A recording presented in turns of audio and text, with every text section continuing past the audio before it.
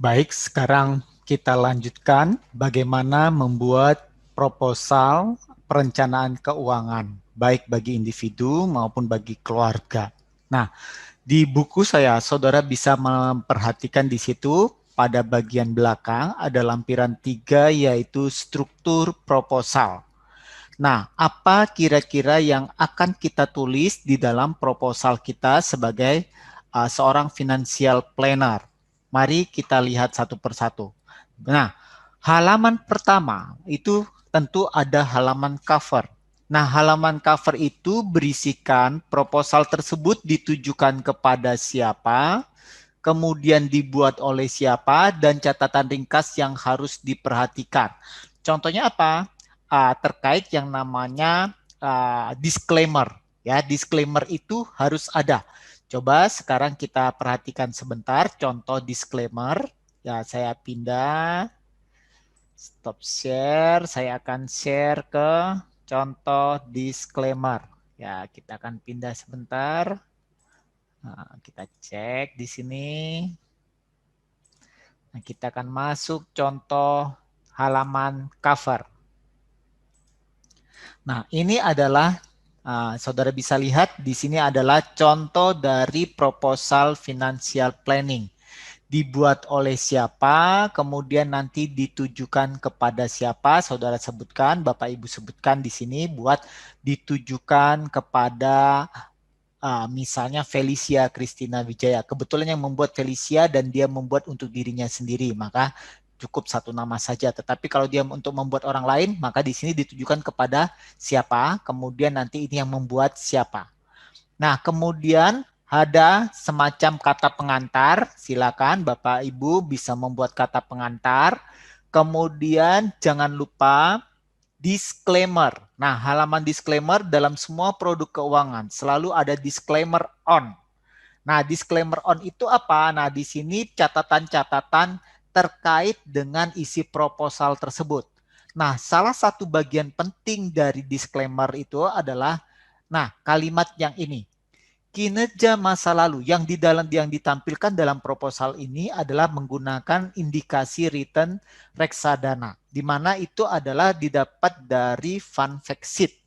Fund fact sheet itu bercerita tentang masa lalu, apa yang terjadi bulan lalu, apa yang terjadi 2 bulan yang lalu, ya. Jadi Bapak Ibu harus melampirkan fund fact sheet terbaru pada saat Bapak Ibu membuat.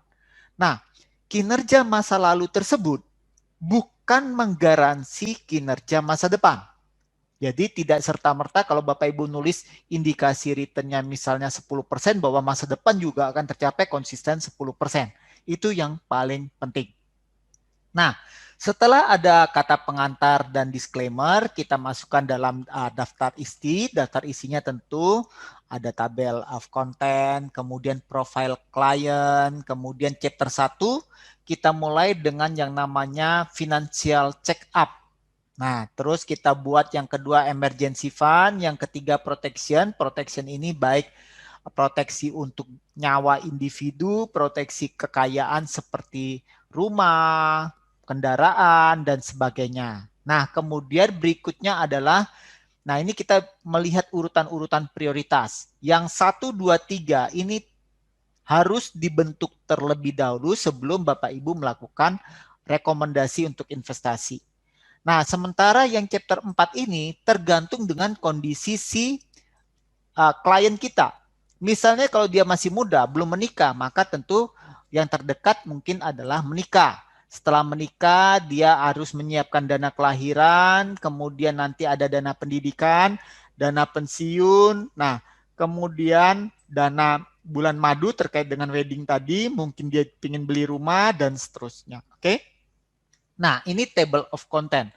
Nah, kemudian setelah itu kita mulai dengan profil klien. Nah, Bapak Ibu harus melihat bagaimana profil klien Bapak Ibu.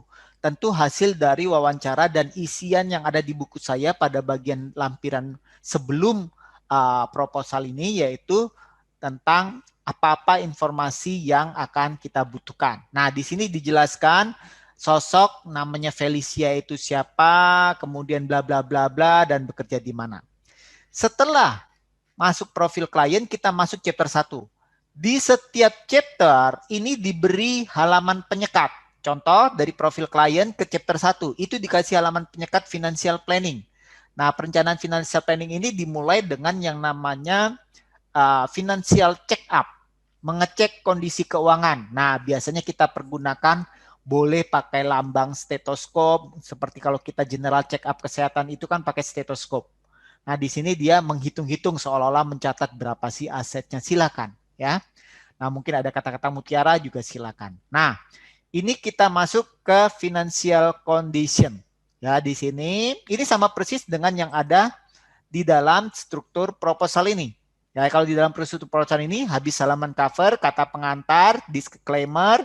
Nah, kemudian bagian 1 tentang financial check up. Apa isinya?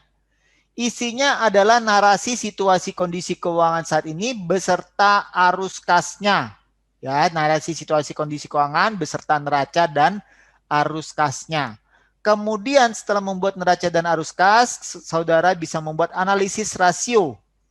Nah, analisis rasio apa saja yang terkait dengan perencanaan keuangan individu, Bapak Ibu bisa lihat di dalam buku saya, beserta common size-nya. Common size-nya itu maksudnya apa? Kalau dalam bentuk neraca, maka total aset itu dianggap sebagai 100%, maka komponen-komponen di atasnya adalah persentase dari total aset tersebut.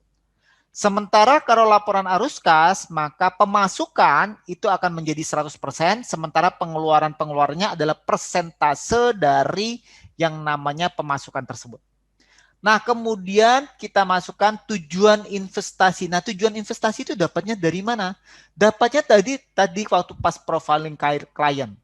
Waktu profiling klien, kita akan melihat, kita akan menanyakan kepada konsumen kita data-data. Data pribadi penon, nama lengkapnya apa, nama siapa, tempat tanggal lahir, kemudian status keluarganya, dan seterusnya. Ini pasangannya, kemudian mungkin ada anak, ada tanggungannya, masukkan semua. Nah, kemudian jangan lupa melakukan yang namanya risk profiling. Risk profiling ini, profil resiko itu untuk mengetahui apakah orang itu konservatif, moderat, atau agresif.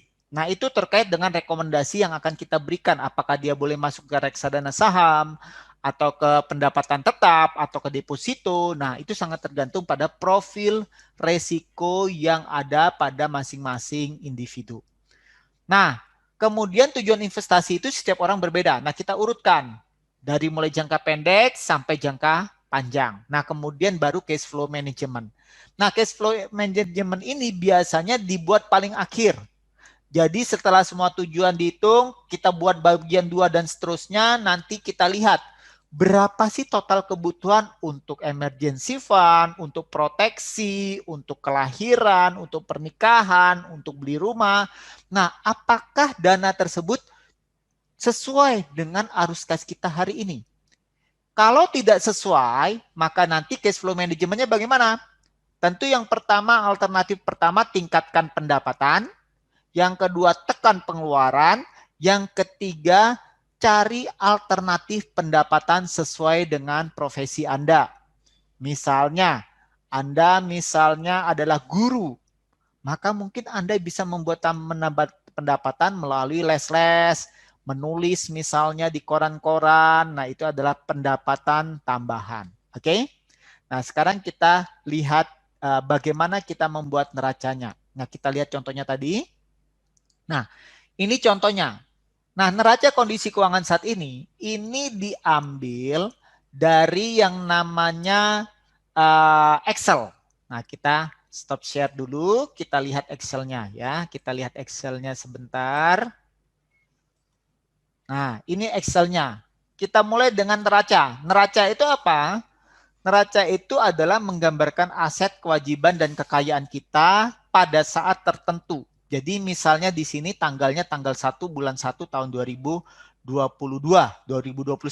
ya. Anda cek di tangan Anda berapa cashnya. Misalnya 100.000 di dompet Anda. Tulis saja 100.000 ya, tulis 100.000. Tabungan cek pada tanggal yang sama berapa tuh saldonya? 2 juta, tulis saja. Reksadana juga. Kalau reksadana berarti saudara kan memiliki unit penyertaan. Nah, unit penyertaan tersebut dikalikan dengan NAB, nilai aktiva bersih pada tanggal neraca. Jadi misalnya saudara punya 1000 unit penyertaan. Nah, sekarang NAB-nya per hari ini sudah 1.200. Nah, berarti kekayaan Anda adalah 1.200. Saham juga sama. Misalnya saudara punya saham apa itu? Unilever 10 lot. Nah, 10 lot ya, 10 lot. Dalam satu lot ada 100 lembar. Kalikan katakan harga hari ini 8.000. Maka berarti saudara punya saham Unilever setara 8 juta.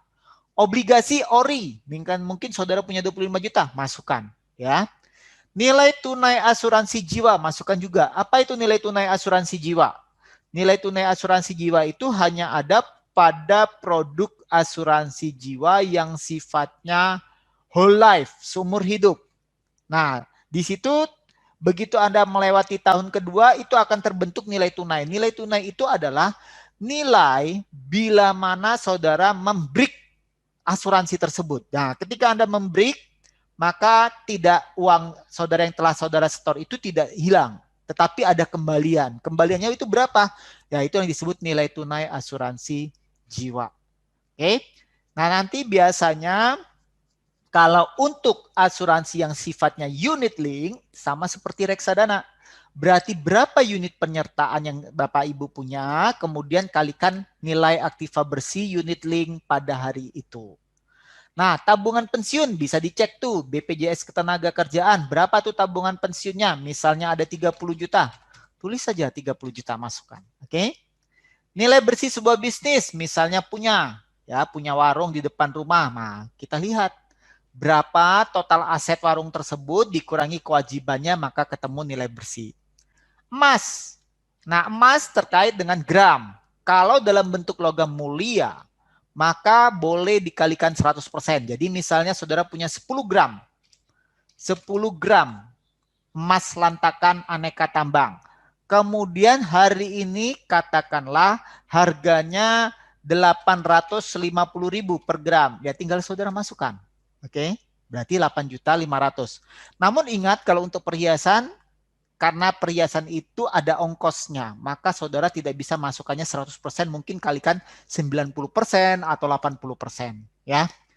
Barang koleksi. Nah ini Bapak Ibu harus tanya pada yang namanya asosiasi penyuka barang-barang tersebut. Misalnya perangko. Perangko itu ada harganya.